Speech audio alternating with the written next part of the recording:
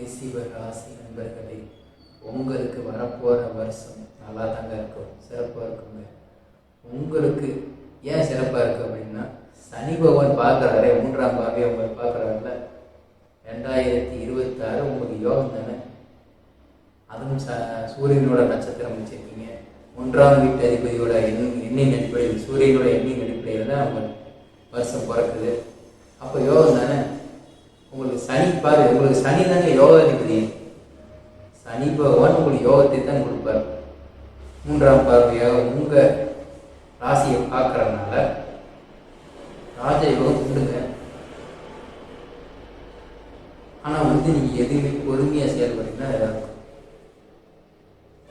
ஓம் நமச்சிவாய. ஸ்ரீ வராகி ஜோதிட நண்பர்களுக்கு பணிவான வணக்கங்கள். ரிஷிபர் ராசி மற்றும் ரிஷிபர் நட்சத்திரக்காரர்களுக்கு ராஜ யோகத்தை வரப்போகிற வருஷம் தாங்க. ஏன்னா ராஜ யோகத்தை கொடுக்கக்கூடிய சனி பகவான் 11ஆம் இடத்துல இருந்து 3ஆம் பார்வையாக லக்கணத்தை பார்க்கிறார். அப்படி இருக்கும்போது உங்களுக்கு ராஜயோகம், திருமணத்தை எதிர்பார்ப்பவர்கள், குழந்தை பாகத்தை எதிர்பார்ப்பவர்கள் கட்டாயம் கிடைக்கும். அரசு சம்பந்தமான அனைத்து உதவிகளும் கிடைக்கும். அரசு வேலைக்கு முயற்சி பண்றவங்க கட்டாயம் முயற்சி பண்ணலாம், யோகம் தாங்க. எப்படின்னா, உங்களுக்கு வரப்போற வருஷம் சூரியனோட வருஷம் 2026 10ஆம் நம்பர். அப்படிங்கிறப்ப 2026 அந்த 10ஆம் நம்பர் 1ஆம் நம்பர் சரிங்களா, 1 அந்த 10ஆம் நம்பர்ல ஒதுக்கிறதுனால அரசு சம்பந்தமான எந்த முயற்சியுமே உங்களுக்கு வெற்றியை கொடுக்கும். சரிங்களா.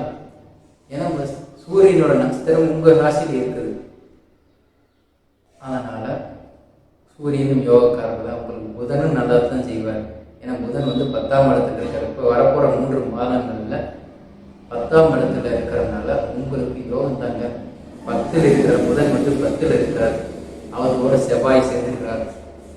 செவ்வாய் சேர்ந்திருந்தாலும் ஒன்றும் பிரச்சனை இல்லை, உங்களுக்கு யோகம் தான். சரிங்களா. இடம் சம்பந்தமான பிரச்சனைகளை மட்டும் கொஞ்சம் சரிபார்த்து வச்சுக்கணும்.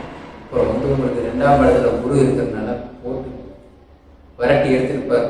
இந்த குரு பயிற்சிக்கு அப்புறம் எதுவுமே சிறப்பாக இருந்திருக்காது. குடும்பத்தில் பிரச்சனை, கலகம், இது எல்லாமே நடந்திருக்கும். ஆனால் இனி வரப்போகிற வருஷம் பிறந்ததுக்கு அப்புறம் உங்களுக்கு நல்லா இருக்குங்க, யோகத்தை தான் கொடுக்கும். சரிங்களா.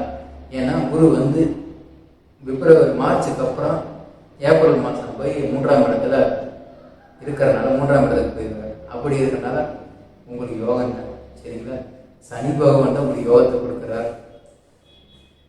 11ஆம் இடத்துல 10ஆம் இடத்துல ராகு இருக்கார். அப்படிங்கிறப்ப தொழில் மாற்றம் வரும்.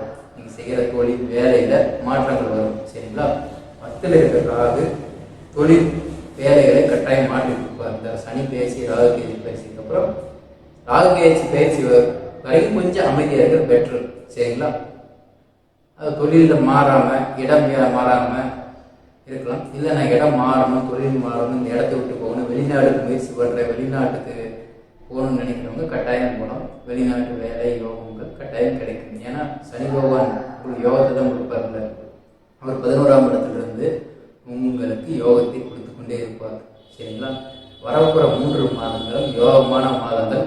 தொழில் சம்பந்தமான எந்த முடிவுகளும் தாராளமாக நீங்கள் எடுக்கலாம். சரிங்களா. இடம் சம்பந்தமான இது மட்டும் கொஞ்சம் ஜாக்கிரதையாக பார்த்துக்கணும். சரிங்களா. தொழிலுக்கு சிறப்பானதாக இருக்கும். ரிஷிபர் ராசி மற்றும் ரிஷிபர் நட்சத்திரக்காரர்களுக்கு வரப்போகிற 3 மாதம் நல்லா சிறப்பாக இருக்கும். சரிங்களா. நம்ம வீடியோ லைக் பண்ணி ஷேர் பண்ணுங்கள், உங்கள் நண்பர்களுக்கு அனுப்புங்க. நம்ம சேனலை சப்ஸ்கிரைப் பண்ணிக்கோங்க.